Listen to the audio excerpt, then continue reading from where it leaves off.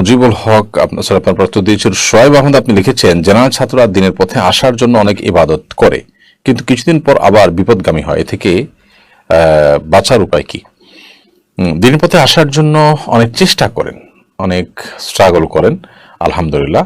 কিছু লোক আছেন যারা বিপদগামী হয়ে যান, মাঝপথে ছিটকে পড়েন বা তারা সঠিক ট্র্যাকে থাকতে পারেন না। এর অন্যতম প্রধান কারণ হলো যে তারা সঠিক কোনো সার্কেল পান না, ভালো কোনো পরিবেশ পান না। দিনের উপর টিকে থাকার জন্য পরিবেশটা, সার্কেলটা অনেক গুরুত্বপূর্ণ একটা বিষয়। আপনি যখন ভালো সার্কেল পাবেন, ভালো সোসাইটি পাবেন, তখন দিনের উপর টিকে থাকাটা আপনার জন্য অনেক সহজ হবে। বিধায় এই বিষয়টি আমাদেরকে লক্ষ্য রাখতে হবে, যেন দিনী পরিবেশের মধ্যে নিজের ইমানটাকে আমি বাঁচাতে পারি। কঠিন একটা বিষয় এই যুগে ওইরকম সার্কেল এবং পরিবেশ পাওয়া, কিন্তু এরপর আমাকে খুঁজে খুঁজে বের করে আমার ইমান আমল হেফাজত হয়, সেরকম বন্ধুবান্ধব, সেরকম সোসাইটি আমাকে গ্রহণ করার চেষ্টা করতে হবে। জান্নাতুল নাইম আপনি লিখেছেন, আমার শাশুড়ি কথায় কথায় বলেন আল্লাহ রসুল জানেন, এভাবে বলা কি শিরক হবে? হ্যাঁ, এটা শিরকপূর্ণ কথা, এরকমটি বলা উচিত নয়। আল্লাহ এবং রাসূল জানেন, ব্যাপারটা এরকম না, এটা আল্লাহ জানেন। রাসূল সাল্লাল্লাহু আলাইহি ওয়াসাল্লাম গায়েব জানেন না, আল্লাহ তাআলা গায়েব জানেন। কোরআন কারীমে আল্লাহ তাআলা পরিষ্কারভাবে তার রাসূলকে বলেছেন, হে রাসূল, আপনি মানুষকে বলে দিন, লা আ'লামুল গায়ব, আমি গায়েব জানি না। লাউ কুনতু আ'লামুল গায়ব লাস্তাকসারতু মিনাল খায়র ওয়া মাসানি আসসু, যদি আমি গায়েব জানতাম তাহলে আমার অনেক কল্যাণ হতো, আমার কোনো বিপদ হতো না, কোনো আঘাতপ্রাপ্ত হতাম না, কোনো যুদ্ধে আমি আহত হতাম না, যদি আমি গায়েব জানতাম। তো আল্লাহ তাআলা এভাবে পরিষ্কার করে যা বলার পরও আমাদের অনেক ভাইয়েরা মনে করেন যে নবী সাল্লাল্লাহু আলাইহি ওয়াসাল্লাম গায়েব জানতেন, সেই জায়গা থেকে বলেন। বাকি যিনি কথা বলছেন তিনি হয়তো এর মানে বুঝেও বলছেন না, সেরকম যদি হয় তাহলে এর ফলে তার ইমান চলে যাবে, এটা এরকম না, কিন্তু এটা ভুল কথা এবং এটা সংশোধন হওয়া উচিত। আল্লাহ জানতেন, বস এটুকু বলবে। আল্লাহ এবং রাসূল জানতেন বা আল্লাহ ও রাসূল জানেন, এরকম ভাবে বলা উচিত না। আল্লাহকে রাসূলের সাথে গুলিয়ে ফেলে কথা বলা, এটা আমাদের সমাজে অনেকেই করে থাকেন। অথচ আল্লাহ হলেন মাবুদ আর রাসূল সাল্লাল্লাহু আলাইহি ওয়াসাল্লাম হলেন আবেদ। আল্লাহ হলেন মহান সৃষ্টিকর্তা, রাসূল সাল্লাল্লাহু আলাইহি ওয়াসাল্লাম তার সৃষ্টি, বিধায় গুলিয়ে ফেলার কোনো সুযোগ কিন্তু নেই। সিয়াম আহমেদ আপনি লিখেছেন, শীতের সময় স্বপ্নদোষ হলে শীতের প্রচণ্ডতার কারণে ফজরের নামাজ পড়তে পারি না, এক্ষেত্রে করণীয় কি? শীতের সময় যদি স্বপ্নদোষ হয় তাহলে সেক্ষেত্রে আপনার যত শীতই হোক, যত ঠান্ডাই হোক না কেন, আপনাকে ফরজ গোসল করতে হবে। যদি এমন হয় যে এত তীব্র ঠান্ডা পানি যে এটি শরীরে লাগলে আপনার মৃত্যু হতে পারে, কোনো অঙ্গহানি হয়ে যেতে পারে, এরকম জটিল ঠান্ডা যদি হয় তাহলে সেক্ষেত্রে পানি গরম করার ব্যবস্থা করতে হবে। বা গরম পানি কোনোভাবে যদি সংগ্রহ করা না যায়, সেরকম কোনো ব্যবস্থা না থাকে, তো এরকম তো জায়গা পাওয়া কঠিন আজকাল যে সেখানে গরম পানি করার কোনো ব্যবস্থা নাই। যদি এরকম হয় যে পানিও এত ঠান্ডা আবার গরম পানি করার ব্যবস্থা নেই, তাহলে সেক্ষেত্রে এমন করলে নামাজ হয়ে যাবে। বাট যদি পানি গরম করে পানি মানে অন্তত নর্মাল করেও গোসল করা যায়, তাহলে সেক্ষেত্রে অবশ্যই আপনাকে গোসল করতে হবে। বারাকাত ইয়ারি থেকে লিখেছেন, পছন্দের মেয়েকে তাবিজ করে বিয়ে করা যায় সবে কিনা? পছন্দের মেয়েকে আপনি বিয়ে করতে চান, বিয়ের আগে পছন্দ করে সেখানে এক ধরনের সম্পর্ক তৈরি করা, বিবাহ বহির্ভূত সম্পর্ক যেটি কে বলা হয় এবং যেটিকে আমরা আজকাল প্রেম ভালোবাসার নাম দেই, এটা সম্পূর্ণ নাজায়েজ একটি কাজ, এতে কোনো সন্দেহ নেই। তবে যদি সেই পর্যায়ে কেউ না যান, শুধুমাত্র তার নানান দিক, বিশেষ করে দিনী কারণে তাকে ভালো লাগছে, তাহলে সেক্ষেত্রে বিয়ের প্রস্তাব দিবেন। স্বাভাবিক বিয়ে হলে হবে, না হলে নাই। কিন্তু তার জন্য তাকে তাবিজ কবজ করা এবং নানাভাবে তাকে বসানোর চেষ্টা করা হারাম, এবং এগুলো বেশিরভাগ ক্ষেত্রে শিরকের দিকে মানুষকে নিয়ে যায়, যার কারণে এগুলো কোনো অবস্থাতে জায়েজ নাই। সৎ উদ্দেশ্যে এই ধরনের কাজ করার কোনো সুযোগ নেই। আব্দুল হক লিখেছেন, খাবারের পর মিষ্টি খাওয়া কি সুন্নাত? খাবারের পর মিষ্টি খাওয়া সুন্নাত, এটি বহুল প্রচলিত একটি কথা। কোরআন বা হাদিসের কোনো ভিত্তি আসলে পাওয়া যায় না। নবী করিম সাল্লাল্লাহু আলাইহি ওয়াসাল্লামের বাসায় মাস রান্না পর্যন্ত হতো না, চুলায় আগুন জ্বলতো না, স্পষ্ট হাদিস রয়েছে। এবং তার বাসায় বহুদিন, দিনকে দিন এমন ছিল যে শুধুমাত্র খেজুর এবং পানি ছিল খাবার হিসাবে, আর কিছুই ছিল না। এরকম দিনকে দিন চলে যেত। সেখানে তিনি আগে বিভিন্ন পদের খাবার খেয়ে এরপরে আলাদা করে মিষ্টান্ন খাবার খেতেন, এবং সেজন্য খেয়ে তারপরে আলাদা করে মিষ্টি খাওয়া সুন্নাত, এরকম বলার কোনো সুযোগ নেই। নবী সাল্লাল্লাহু আলাইহি ওয়াসাল্লাম কোনো কথা কখনো বলেন নাই যে খাবারের পর মিষ্টি খেতে হবে বা খাওয়ার নির্দেশ করেছেন, অথবা তিনি এরকম খেতেন, এরকম কোনো হাদিস পাওয়া যায় না। তবে এটা ঠিক যে তিনি মিষ্টান্ন খাবার বা মিষ্টি জাতীয় খাবার তিনি পছন্দ করতেন। এই জন্য কেউ মিষ্টি জাতীয় খাবার নবী সাল্লাল্লাহু আলাইহি ওয়াসাল্লামের ভালোবাসায় তার পছন্দের আইটেম হিসেবে খেতে পারেন, সেটা ভিন্ন বিষয়, এবং সেটা অবশ্যই নবী সাল্লাল্লাহু আলাইহি ওয়াসাল্লাম ভালোবাসায় খেলে সওয়াবের কারণ হতে পারে। বাট খাবারের পর আলাদা করে মিষ্টি খাওয়া সুন্নাত, ব্যাপারটা সেরকম নয়। এটি আমাদের সমাজে বহুল প্রচলিত, অথচ এর কোনো ভিত্তি কিন্তু এভাবে কোরআন হাদিসে বর্ণিত হয়নি। শাহনাজ পারভীন আপনি লিখেছেন, ওমরা করতে গেলে কি কসর নামাজ পড়তে হবে? ওমরা করতে গেলে কসরের নামাজ পড়বেন যদি আপনি মুসাফির থাকেন। সাধারণত ওমরা করতে গেলে 7 দিন 10 দিন 15 দিনের জন্য মানুষ যায়, 7 দিন 8 দিন মক্কায় থাকেন, 7 দিন 8 দিন মদিনায় থাকেন, তাহলে পুরো সময়টা তিনি মুসাফির থাকবেন এবং এই সময়টা তিনি কসর পড়বেন। তবে হ্যাঁ, স্থানীয় ইমামের পিছনে যখন নামাজ পড়বেন, হারামাইনে হারাম শরীফে যখন ইমামের পিছনে নামাজ পড়বেন, তখন তো পুরো নামাজ পড়বেন। একাকি যখন পড়বেন তখন ফরজ নামাজ একাকি পড়লে বা মুসাফিরা নিজেরা জামাত করলে তখন সেক্ষেত্রে অবশ্যই তারা কসর পড়বেন।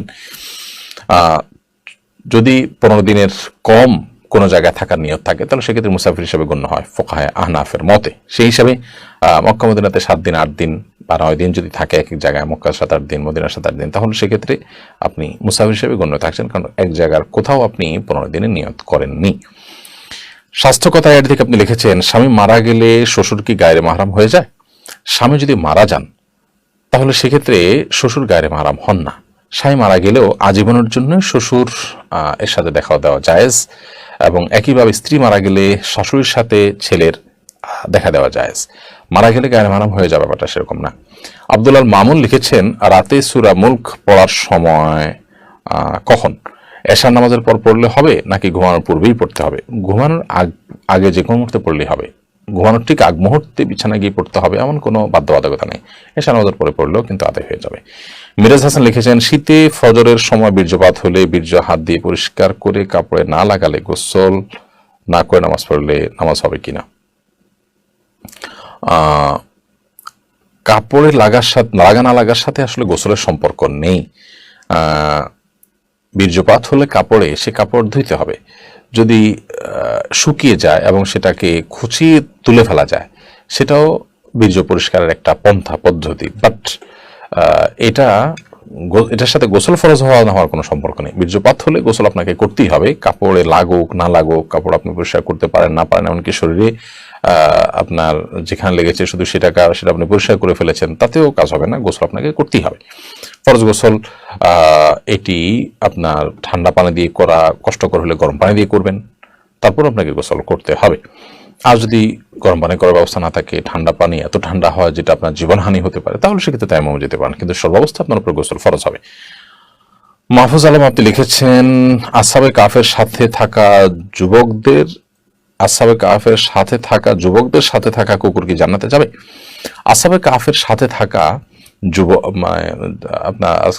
আসহাবে কাফের যুবকদের সাথে থাকা যে কুকুর, সে কুকুর জান্নাতে যাবে বলে একটা কথা আমাদের সমাজে লোকমুখে প্রচলিত আছে, অথচ এর কোনো ভিত্তি কোরআন অথবা হাদিসে কোথাও নেই। অনেকে বলতে পারেন যে আসহাবে কাফের যুবকদের সাথে কুকুর থাকলো কেন?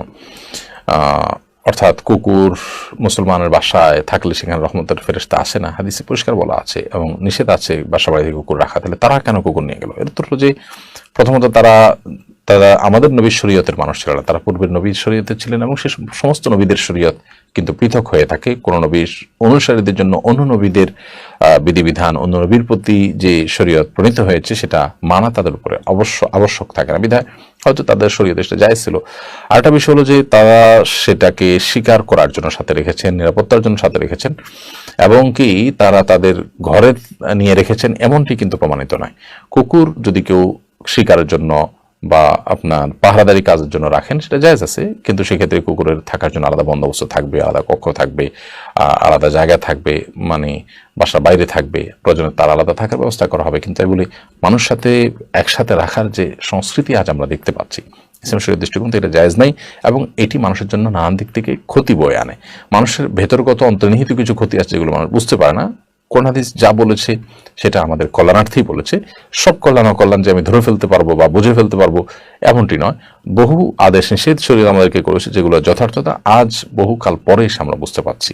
অতএব যেটি হারাম করা হচ্ছে সেটা আমাদের কল্যাণার্থেই করা হচ্ছে, সে সময় আমাদের সেটা মেনে চলতে হবে। মোহাম্মদ সজীব লিখেছেন, জামাতে ইমামকে সেজদায় পেলে মুক্তাদি কি তাকবীরে তাহরিমা বলে হাত বাঁধবে নাকি সোজা সেজদায় চলে যাবে? জামাতে ইমামকে যদি সেজদায় পান মুক্তাদি, তাহলে সেক্ষেত্রে তাকবীরে তাহরিমা পড়ে অবশ্যই সোজা সেজদায় চলে যাবেন। অনেকে মনে আচ্ছা তাকবীরে তাহরিমা পড়ে হাত বাঁধবে কিনা, হাত বাঁধা জরুরি না, আল্লাহু আকবার বলে তিনি সেজদায় চলে যাবেন। অনেকে এই সময় হাত বেঁধে দাঁড়িয়ে থাকেন অথবা অপেক্ষা করেন, হাতও বাঁধেন না, তাকবীরে তাহরিমা করেন না, সেজদা থেকে উঠবে ইমাম তারপর যা যোগদান করবে, এটা ভুল। কারণ আমি যদি ইমামকে সেজদায় গিয়ে সামিল হই এবং তাকে সেজদায় তার সাথে গিয়ে যোগ দেই, তাহলে ওই রাকাতটা আমার গণ্য হবে না, কিন্তু একটা সেজদা আমি পেয়ে গেলাম। একটা সেজদা, এটা অফুরন্ত সওয়াব রয়েছে। সেজদাতুন ওয়াহিদাতুন খায়রুম মিনাদ দুনিয়া ওয়া মা ফিহা, একটা সেজদার মূল্য দুনিয়া এবং দুনিয়ার মধ্যবর্তী সবকিছু থেকে উত্তম। অতএব আমি একটা সেজদা মিস করার কোনো যৌক্তিক কারণ থাকতে পারে। অনেকে আছে এসে দাঁড়িয়ে থাকেন যে ইমাম সেজদা দিয়ে উঠাক তারপর আমি যোগদান করবো, এটা ভুল। তবে হ্যাঁ, এটা ঠিক যে আল্লাহু আকবার বলে আমি জামাতে শামিল হতে পারি। তাকবীরে তাহরিমা বলা আবশ্যক, কিন্তু হাত বাঁধা আবশ্যক নয়। জানাতো নাইম আপনি লিখেছেন, আমার শাশুড়ি মাঝে মধ্যে আমার নাবালেক বাচ্চাদের অভিশাপ দেয়, অভিশাপগুলো লাগবে কিনা, আমার করণীয় কি? দেখুন, আল্লাহ সুবহানাহু ওয়া তাআলা কোরআনে বলেছেন, ওয়ালা ইয়াজুলুল্লাহু শাররা ইসতাজালাহুম বিল খাইর লাকুদিয়া আজালুহুম ওয়া লাকুদিয়া আজালুহুম। যদি মানুষ যেভাবে তাড়াহুড়া করে বদদোয়া দেয় এবং আপনার বদদোয়া দিয়ে মানুষ যেভাবে অভিশাপ দেয়, তো এগুলো যদি কবুল হয়ে যেত, মানুষ নেক দোয়া যেরকম দ্রুততার সাথে আল্লাহ তাআলা কবুল করেন, এগুলো যদি কবুল করতেন তাহলে মানুষ বহু আগে শেষ হয়ে যেত, ধ্বংস হয়ে যেত। তো এই আয়াত থেকে পরিষ্কারভাবে বোঝা যায় যে আসলে যদি ভুলে কেউ বদদোয়া দেয়, রাগের চোটে কেউ বদদোয়া দেয়, এগুলোতে ক্ষতি হয় না। সেটা মা বাবা হতে পারেন, শ্বশুর শাশুড়ি হতে পারেন, বা অন্য কেউ হতে পারেন। কিন্তু যারা এরকম কথায় কথা বদদোয়া দেন, অভিশাপ দেন, তারা অবশ্যই অন্যায় কাজ করেন, অবশ্যই গুনাহের কাজ করেন, তাদের আল্লাহকে ভয় করা উচিত। ইমরান হোসেন আপনি লিখেছেন, আমার অনেক সাদা স্রাব হয়, আমি প্রতি ওয়াক্ত নামাজের আগে কাপড় পরিবর্তন করে নামাজ পড়ি, কিন্তু নামাজের সময় মাঝে মাঝে সাদা স্রাব বের হয়, এতে আমার নামাজ হবে কিনা? সম্ভবত কোনো বোন, কোনো পুরুষ আইডি থেকে তিনি লিখেছেন এটি। তো যাই হোক, সাদা স্রাব যদি হয় এবং প্রত্যেক নামাজের আগে আপনি কাপড় পরিবর্তন করেন, এরপর অনবরত বের হতে থাকে, নামাজের মধ্যেও যদি বের হয়, ইনশাআল্লাহ আপনার নামাজের কোনো অসুবিধা হবে না, যেহেতু এটা সবসময় বের হতে থাকে। সবসময় বের হতে থাকলে আপনার প্রতি ওয়াক্ত নামাজের জন্য ওযু করে নিলে হবে। আর যদি সবসময় বের না হয়, বরং প্রচুর পরিমাণ বের হয়, তাহলে যে সময়টা বের হয় না, ধরা যাক যে একবার বের হলে পরিষ্কার করলে আর 10-15-20 মিনিট বের হয় না, তাহলে ওই ফাঁকে নামাজ পড়ে ফেলতে হবে। এক কথায় নামাজের মধ্যে যাতে বের না হয় সেভাবে সময় বের করে নামাজ পড়ার চেষ্টা করতে হবে। আর যদি অনবরত বের হতে থাকে, তাহলে তো নামাজের মধ্যে বের হলে কোনো অসুবিধা নেই, কারণ এটা তার হাতে না। অতএব প্রত্যেক ওয়াক্তের জন্য তিনি ওযু করে নামাজ পড়লে নামাজ হয়ে যাবে। এমডি মাসুদ হাসান ফয়সাল লিখেছেন, কোন ব্যক্তি তার মাহরাম মহিলাদের পর্দা করতে বললেও যদি তারা পর্দা না করে, তবে সেই ব্যক্তি কি দায়ুস বলে পরিগণিত হবেন? দায়ুস হলেন সে ব্যক্তি আল্লাযী ইউকরি ফি আহলিল খাবাস, যে ব্যক্তি তার পরিবারের মধ্যে নোংরামি, অশ্লীলতা, এগুলোকে, বেহায়াপনাকে সমর্থন করে।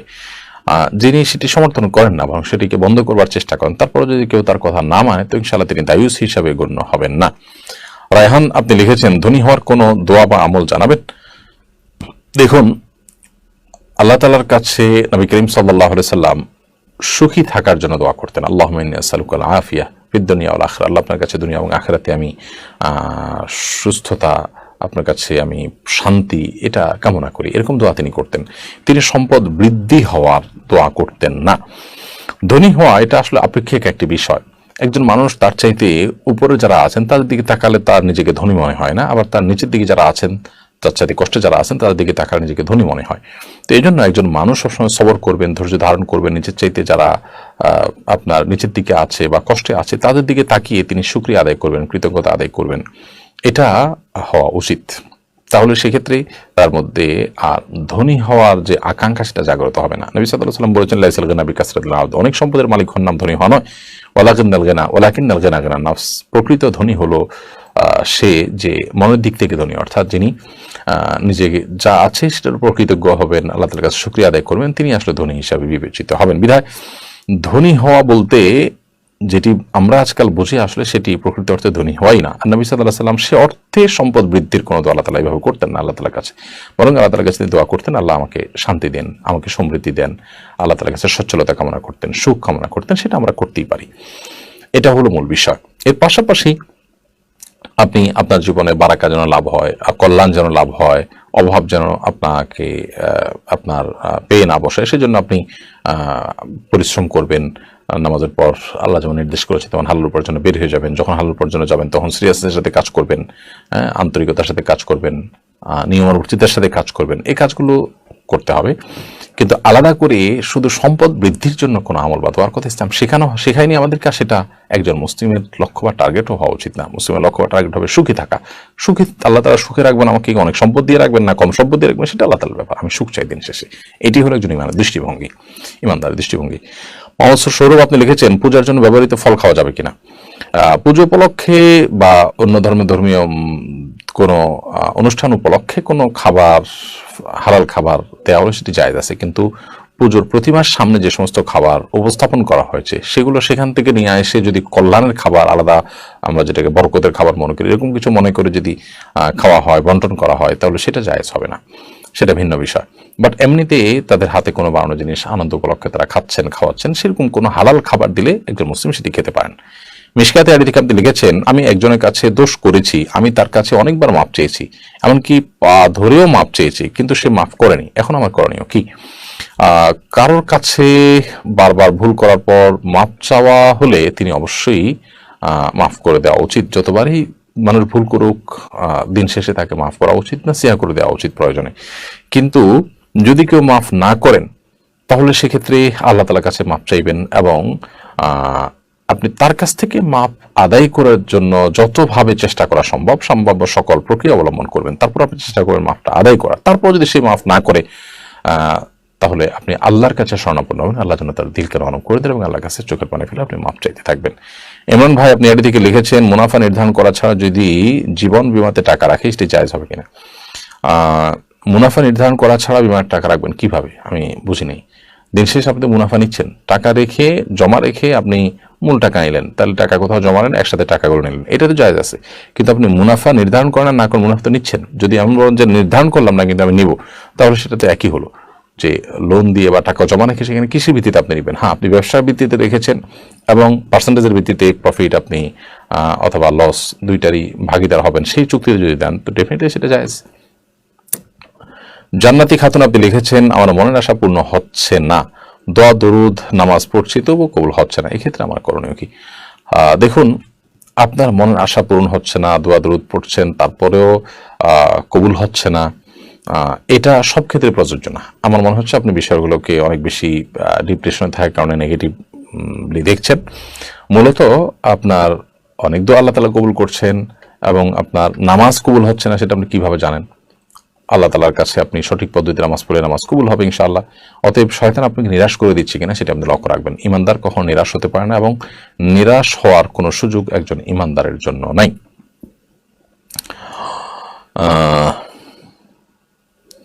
সাইফুল ইসলাম আপনি লিখেছেন, কারো দেয়ালে পোস্টার লাগানোর জন্য কি তার অনুমতি নেওয়া জরুরি? কারো দেয়ালে পোস্টার লাগানোর আগে অবশ্যই দেয়াল মালিকের অনুমতি নেওয়া জরুরি। কারণ হলো এতে দেয়ালে যেমন ক্ষতি হতে পারে, তারপর আপনি কি লিখবেন পোস্টারে, সেই পোস্টার লেখার সাথে তার একমত কিনা, সে চাইটার প্রচার চাই কিনা, এটার একটা সম্পর্ক আছে। যেহেতু ওয়ালটা তার, অতএব তার ওয়ালে কি প্রচার হবে না হবে এই অধিকারটাও তার, এবং এটা সভ্য সমাজে বিষয়টি এরকমই। কোন এবং শরিয়া দৃষ্টিকোণ থেকে আমরা বিষয়টাকে এরকমই মনে করি। কিন্তু দুঃখজনক যে আজকাল এগুলোর কোনো তোয়াক্কা আমাদের সমাজে করা হয় না। কত মানবাধিকারের নামে খিস্তি খেউ, ট্রান্সজেন্ডার, সমকামিতার মতো আবর্জনা আমরা টেনে এনে আমাদের সমাজে সেটাকে প্রতিষ্ঠা করার চেষ্টা করি, অথচ কত সমাজের রন্ধ্রে রন্ধ্রে মিশে আছে অনধিকার চর্চা এবং মানুষ অধিকার লঙ্ঘন করা। সেগুলো নিয়ে তেমন কোনো মাথা ব্যথা আমাদের নেই। কারো দেয়ালে চিকা মারা বা দেয়াল লিখন, পোস্টার সাঁটা, এগুলো অবশ্যই ওই ব্যক্তির অনুমতি ছাড়া করলে সেটি জায়েজ হবে না, এটা অনধিকার চর্চা হবে। আমাদের সমাজে আমরা ধর্মের নামে, রাজনীতির নামে বিভিন্ন সময় যেখানে সেখানে পোস্টার লাগাই এবং মানুষের অধিকার নষ্ট করি। সন্দেহাতীতভাবে এগুলোর জন্য আল্লাহর কাছে আমাদের জবাবদিহি করতে হবে এবং এটা নাজায়েজ একটি কাজ।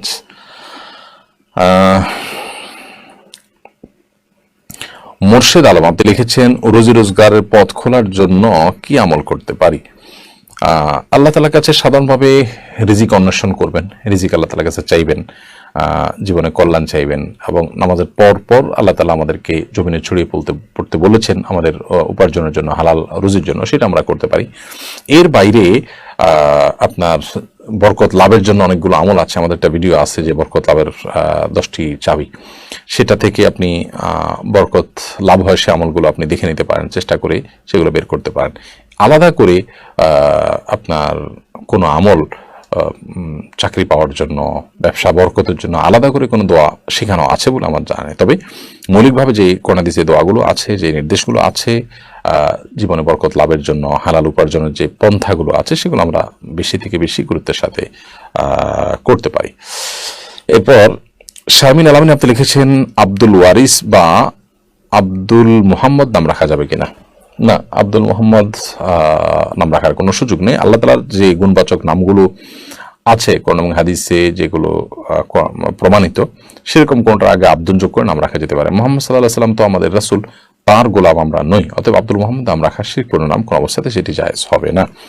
মোহাম্মদ সাকিব আপনি লিখেছেন আমি একটি প্রাইভেট কোম্পানিতে কর্মরত আছি, দৈনিক 2 থেকে 3 ওয়াক্ত নামাজ জামাতে পড়তে পারি না, একা একা পড়তে, এক্ষেত্রে আমার করণীয় কি? অবশ্যই আপনি জামাতে পড়ার চেষ্টা করবেন। প্রয়োজনে আপনার মসজিদে গিয়ে জামাত পড়তে না পারলে অফিসে কোনো একটা জায়গায় একজনকেও সাথে নিতে পারলে নিয়ে জামাতের সাথে নামাজ পড়বেন, এই চেষ্টা আপনার করা উচিত। কিন্তু জামাতের সাথে যদি আপনি পড়তে না পারেন 1-2 ওয়াক্ত নামাজ, মাঝে মধ্যে এরকম হয়, তাহলে ভিন্ন কথা। কিন্তু নিয়মিত যদি এরকম হয়, তাহলে সেক্ষেত্রে আপনার চেয়ে বেটার বিকল্প চুজ করার অপশন থাকলে সেটি করা উচিত, যাতে করে নিয়মিত জামাত তরকের যে ব্যাপার সেটি আপনার না হয়। কারণ আপনি ক্ষতিগ্রস্ত হচ্ছেন এজ এ মুসলিম।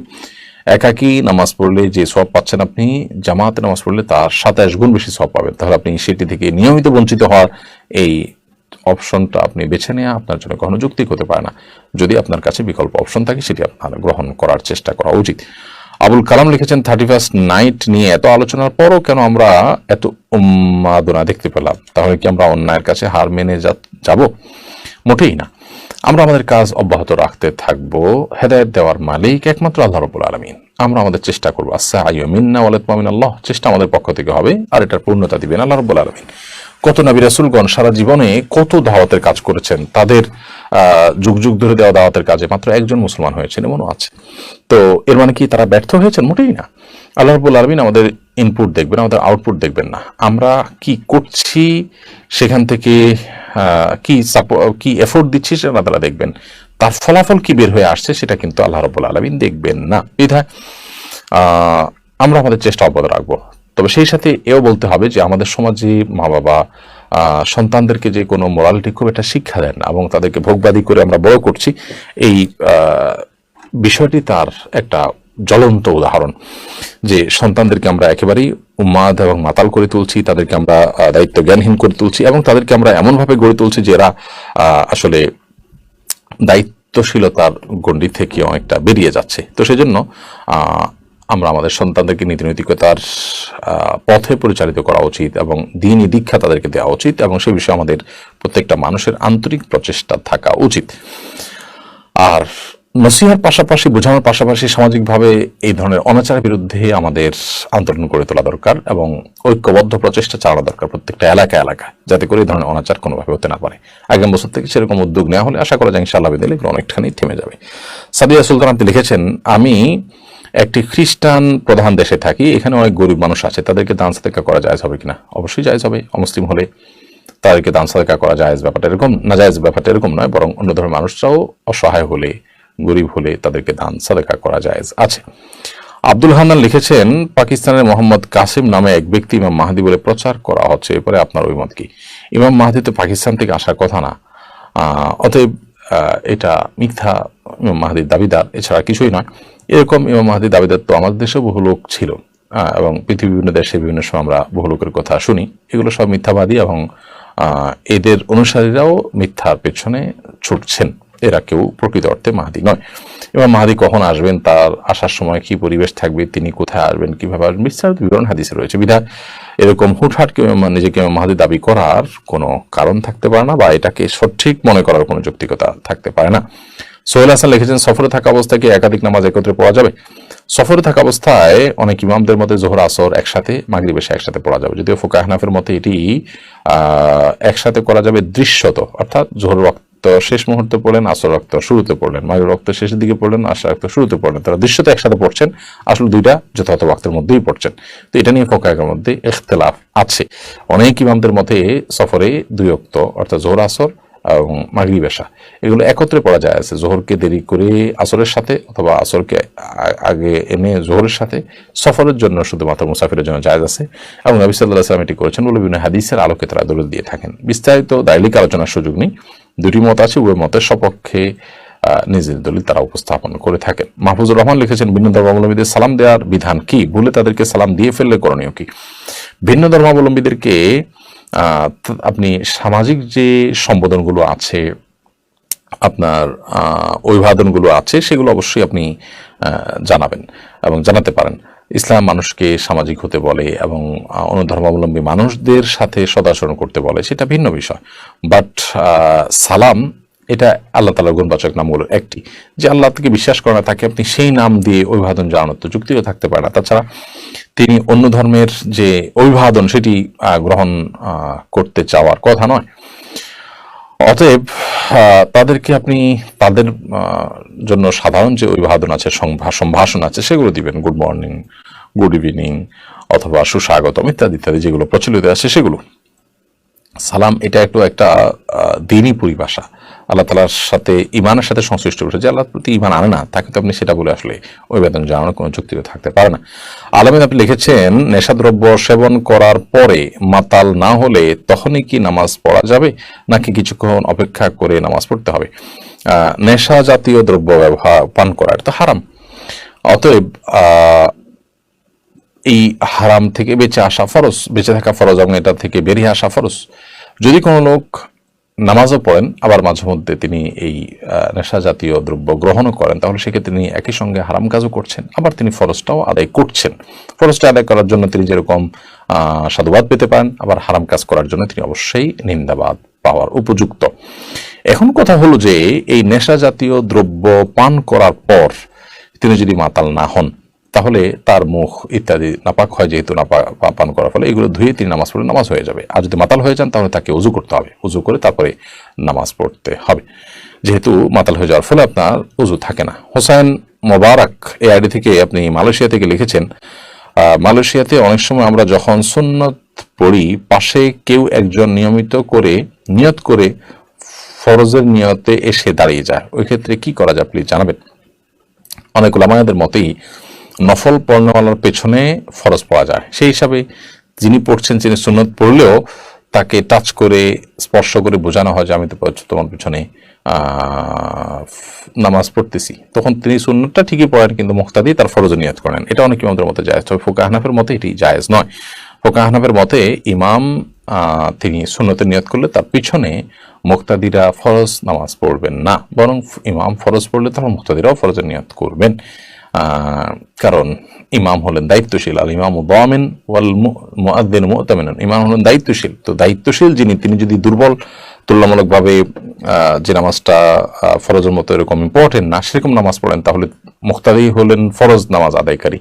তাহলে যিনি দায়িত্ব গ্রহণ করছেন তার নামাজটা যিনি তার ইক্তেদা করছেন, অনুসরণ করছেন, তার চাইতে আপনার গুরুত্বপূর্ণ না, তো তিনি ইমামতির হকদার থাকছেন না। এটা হলো ফুকাহা হানাফির দৃষ্টিকোণ। বাট এ বিষয়ে অন্য মালিকদের ভিন্ন মত আছে। শাফি মাযহাব বা আপনার মালয়েশিয়াতে শাফি মাযহাবের ফলোয়ার বেশি এবং তারা সেটাকে ফলো করে থাকেন শাফিকে, সেই আলোকে সেটি তারা জায়েজ মনে করেন। এরপরে প্রশ্ন হলো, সকাল সন্ধ্যার দোয়াগুলো ফজর এবং মাগরিব পরে পড়া কি আবশ্যক? সকাল এবং সন্ধ্যার দোয়াগুলো ঠিক কখন পড়তে হবে এ নিয়ে আমাদের সকাল সন্ধ্যার দোয়ার যে বই আছে সেখানে আমরা বিস্তারিত লিখেছি, এবং মাগরিব এবং ফজরের পরেই সকাল সন্ধ্যা দোয়া পড়তে হবে এমনটা বাধ্যবাধকতা নেই, বরং কেউ চাইলে মাগরিবের আগেও এ দোয়াগুলো পড়তে পারেন। আবার একইভাবে ফজরের আগে ভোর রাতে ফজর ওয়াক্ত হয়েছে তার পরে যে কোনো সময় দোয়া পড়লেই সেটা সকালের দোয়া হিসেবে গণ্য হবে। জান্নাতুল মাও লিখেছেন, নারীরা পর্দা মেনে ইউটিউবের জন্য শিক্ষণীয় ভিডিও বানাতে পারবে কিনা? শুধু নারীদের কোনো প্ল্যাটফর্মে প্রচারিত হবে এরকম যদি থাকে, সেরকম কোনো টার্গেট অডিয়েন্স থাকে এবং সেরকম গ্রুপ থাকে, সেখানে এটি করতে পারেন, কিন্তু ওপেন প্ল্যাটফর্মে সেটি করার সুযোগ নেই আসলে। কারণ আপনি যতই পর্দা মেনটেন করে করবেন না কেন, আপনি নিজের কণ্ঠের ভিতরে কোমলতা আনবেন এবং কমনীয়তা আনবেন, আপনি সুন্দর করে উপস্থাপন করতে চেষ্টা করবেন, এটা পুরুষের ফিতনার কারণ হবে এবং শরীয়ত সেটাকে নাজায়েজ করে আপনার কল্যাণার্থে, যাতে আপনাকে নিয়ে খুব বাজে চিন্তা করতে না পারে। শাখাওয়াত হাসান লিখেছেন, আমার চোখে কালার ব্লাইন্ডনেসের সমস্যা, চিকিৎসা বিজ্ঞানে যার কোনো চিকিৎসা নেই, এমন অবস্থায় আমি কি আমল করতে পারি? প্রথমত, যদি চিকিৎসা বিজ্ঞানের কোনো চিকিৎসা না থাকে তাহলে সেক্ষেত্রে আল্লাহ তাআলার কাছে আপনি কায়মার বাক্যে দোয়া করবেন এবং জমজম এবং আজোয়া খেজুর এর আমলগুলো, জমজমের পানি নিয়মিত পান করা, সকালে আপনার আজোয়া খেজুর 7টা করে খালি পেটে খাওয়া প্রতিদিন নিয়মিত, এই আমলগুলো আপনি করতে পারেন। আল্লাহর কাছে সাধারণভাবে দোয়া করবেন। জুমার দিন আসরের পরে ভোর রাতে তাহাজ্জুদের সময়গুলো দোয়া কবুল হয়েছে, তখন দোয়া করবেন। কি সাদাকা করতে পারেন। আল্লাহ তাআলা সব অসম্ভবকে সম্ভব করেন ওয়ালা। কেমন হোক আল্লাহ তাআলার কাছে দোয়া আপনি অব্যাহত রাখতে পারেন। শামীম আহমদ লিখেছেন, আমি সৌদি আরবে থাকি, পার্ট টাইমে চাকরি করা কোম্পানি থেকে নিষেধ, কিন্তু গোপনে করে থাকি, আর এটা কোম্পানির ম্যানেজার জানে। আমার জন্য ইনকাম হারাম হবে কিনা? ইনকাম হারাম হবে না, তবে কোম্পানির রেজুলেশন মেনে চলা উচিত আপনার। এমডি দেওয়ান হোসেন আপনি লিখেছেন, মেয়ের নাম কি হাজর আসাদ রাখা যায়? হাজর আসাদ মানে কালো পাথর। মানুষ তো আসলে কালো পাথর হয় না, আর অনেক সুন্দর অর্থবহ নাম আছে, সেটি রাখা উচিত। মোহাম্মদ কায়েদুল ইসলাম লিখেছেন, আমি গায়ের মাহরামদের সাথে পর্দা করার চেষ্টা করি, কিন্তু পরিবারের অনেকের সাথে পর্দা করতে পারি না, আমার কি করা উচিত? পরিবারের লোকদের সাথে যদি আপনার পর্দা করা কঠিন হয়, তো অন্তত আপনি মাথায় কাপড় দিয়ে সে কাপড় টেনে নিজের সৌন্দর্যকে যথাসম্ভব ঢেকে ঢুকে রাখবেন, ফুল হাতা জামা পরে টরে যথাসম্ভব চেষ্টা করবেন। এরপরও যতটুকু আপনার অপারগতা থাকে বা অনিচ্ছায় হয়ে যায়, সেটা আল্লাহ তাআলা আশা করি মাফ করবেন। এমডি রাসুল মিয়া লিখেছেন, আজানের সময় স্ত্রী সবাস করা যায় আছে কিনা? রাসুল মিয়া নামটা সংশোধন হওয়া উচিত। রাসুল হলেন আল্লাহর দূত, তাকে রাসুল বলা হয়। অতএব আমরা অনেকেই নিজের নাম এরকম দেখি যে রাসুল, একজন নাম দেখছি রাসুল আমিন, রাসুলুন আমিন আছে, সেখান থেকে হয়তো কেউ রেখেছেন। এটা রাসুল আমিন মানে হলো বিশ্বস্ত রাসুল, আমাদের রাসুলের জন্য আল্লাহ তাআলা বলেছেন। এটা কারোর নাম হতে পারে না, কারোর উপাধি অন্য কারোর নাম হয় না। আজানের সময় স্ত্রী সবাস করা যায় আছে কিনা আপনার মূল প্রশ্ন উত্তর হলো যে আজানের সময় স্ত্রী সবাস করা না জায়েজ বা নিষিদ্ধ কোনো বিষয় নয়, কোরআনে কোথাও এটাকে নিষেধ করা হয়নি। এমডি মুখলিসুর রহমান লিখেছেন, মুরগির ভুড়ি খাওয়া যায় আছে কিনা? মুরগির ভুড়ি খাওয়া যায় আছে, যেমন গরুর ভুড়ি খাওয়া যায় আছে। কেউ খেতে না চাইলে তার রুচির ব্যাপার, শরীয়ত না জায়েজ করে না। পরিচ্ছন্ন করে পবিত্র করে খেতে পারেন, পরিষ্কার করে। এমডি সুমন লিখেছেন, বাবা মারা যাবার পরে সৎ মাকে বিয়ে করা জায়েজ হবে কিনা? না, বাবা এবং মা তাদেরকে বিয়ে করা জায়েজ নাই, যদিও তারা সৎ মাই হন না কেন। আপনার মায়ের পূর্বের স্বামী কিংবা আপনার বাবার পূর্বের ঘরের স্ত্রী যিনি আপনার সৎমা, তাদেরকে আজীবনের জন্য আপনার বিবাহ করার নিষিদ্ধ এবং হারাম। এসি ব্লগ এআইডি থেকে লিখেছেন, ডিশ লাইন বা নেটের লাইন নিয়ে কাজ করা যায় কিনা? নেটের কাজটা হলো দুধারের তরবারির মতো, এটাকে কেউ ভালো মন্দ সব কাজে ব্যবহার করতে পারে, বিধায় এটা ব্যবসা করা মৌলিকভাবে নাজায়েজ বিষয় নয়। তবে ডিশের লাইনে যদি বেশিরভাগই অন্যায় কাজ হয়, বিশেষ করে সেখানে আপনি বাজে চ্যানেল দিতে হয় মানুষকে, তাহলে সেক্ষেত্রে সেটা জায়েজ হবে না, কারণ সেটা প্রত্যক্ষ সহযোগিতা হচ্ছে। আর যদি আপনি শুধুমাত্র কানেকশন দিয়েছেন, সে কি করবে না করবে এটা তার ব্যাপার, ভালো মন্দ সবই হতে পারে, তাহলে সেক্ষেত্রে সেটা জায়েজ হতে পারে। আর যারা ডিশি ব্যবসা করেন তারা অনেক সময় দেখা যায় বিভিন্ন চ্যানেল আপনার করে দিতে হয় সেখানে, তো সেখানে আপনার নাজায়েজ এবং হারাম জিনিস প্রদর্শন হয়, সেরকম চ্যানেল তাদেরকে আপনি দেখার অ্যাক্সেস দিলেন এবং ইচ্ছাকৃতভাবে আপনি সেটাকে তাদের জন্য সহজলভ্য করলে দিলেন বা সিটিং করে দিলেন, তাহলে সেক্ষেত্রে অবশ্যই আপনি গুনাহগার হবেন। নাইম মাহমুদ লিখেছেন, হালাল প্রাণীর মাংস কাঁচা খাওয়া যাবে কিনা? আপনার জন্য, আপনার যদি রুচিতে না বাধে, আপনি যদি খেতে পারেন এবং আপনার যদি অসুবিধা না হয়, শরীয়ত সেটাকে হারাম করে না। আপনি হালাল প্রাণীর গোশত যে কোনোভাবে আপনি খেতে পারেন, সেটা আপনার ব্যাপার।